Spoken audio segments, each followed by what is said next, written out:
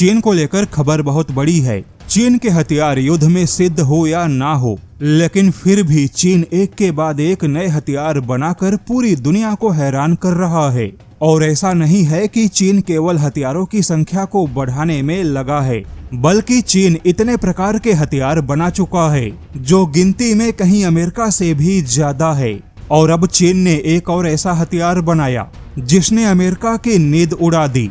लेकिन हैरानी की बात है कि चीन के जिस हथियार ने अमेरिका तक के होश उड़ा दिए, चीन के उस हथियार को लेकर भारत की चिंताओं के बारे में किसी ने चर्चा भी नहीं की। तो चलिए उस खबर को बताते हैं जिसे मीडिया भी केवल कॉपी पेस्ट करने में लगी है।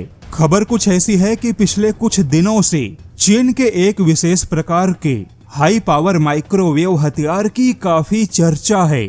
चर्चा इसलिए है क्योंकि चीन के हाई पावर माइक्रोवेव की जो ताकत है वह लगभग 20 गीगावाट के बराबर है।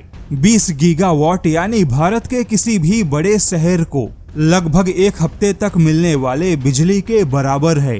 हालांकि अब यहाँ पर चीन के ऐसे हथियार को अमेरिका के अरबपति एलन मस्क के स्टारलिंक सैटेलाइट नेटवर्क को सबसे बड़ा खतरा बताया गया, क्योंकि दावा है कि चीन जमीन से ही 20 गीगावाट हाई पावर माइक्रोवेव की ताकत से एलन मस्क या अमेरिकी सैटेलाइट नेटवर्क को नुकसान पहुंचा सकता है। हालांकि अब यहाँ पे ध्यान देने वाली बात है कि अमेरिका ने चीन की ऐसी ताकत को अमेरिका के लिए सबसे बड़ा खतरा बताया। तो ऐसे में भारत की मीडिया भी इसी खबर को कॉपी पेस्ट करने में जुट गई। जबकि यहाँ पे ध्यान देने वाली बात है कि चीन के जिस हाई पावर माइक्रोवेव हथियार से अमेरिकी सैटेलाइट नेटवर्क को नुकसान हो सकता है, तो ऐसे में चीन का वही हथियार भारत के सैटेलाइट को भी सीधे सीधे नुकसान पहुंचाने में सक्षम है। ऐसे में भारत को अपने खुद के सैटेलाइट की चिंता करनी होगी, क्योंकि अगर चीन के दावे के मुताबिक उसके पास में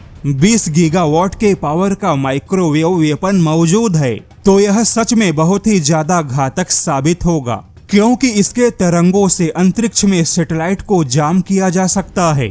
चीन का ऐसा हथियार केवल अमेरिकी सैटेलाइट के लिए ही घातक नहीं है, बल्कि भारत जो अपने सैटेलाइट नेटवर्क को मजबूत बना रहा है, उसे भी चीन के ऐसे हथियार से बड़ा खतरा है।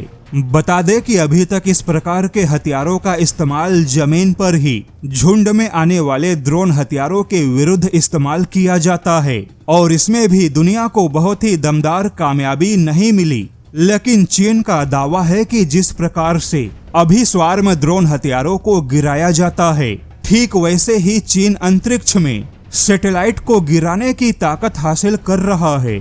और जैसा कि चाहे भारत हो या अमेरिका, सबके भविष्य के जो मिसाइल डिफेंस होंगे वह मिसाइल डिफेंस भी सैटेलाइट आधारित होंगे। ऐसे में अगर चीन के पास में जमीन से बड़े पैमाने पर केवल तरंगों के माध्यम से नुकसान पहुंचाने की ताकत होगी, तो यह निश्चित तौर पे भारत के लिए अच्छी खबर नहीं है, क्योंकि अब चीन ने अंतरिक्ष युद्ध में जिस रेस की शुरुआत की है वह न केवल बहुत ही ज्यादा खर्चीला है, बल्कि बहुत ही ज्यादा विनाशकारी भी है।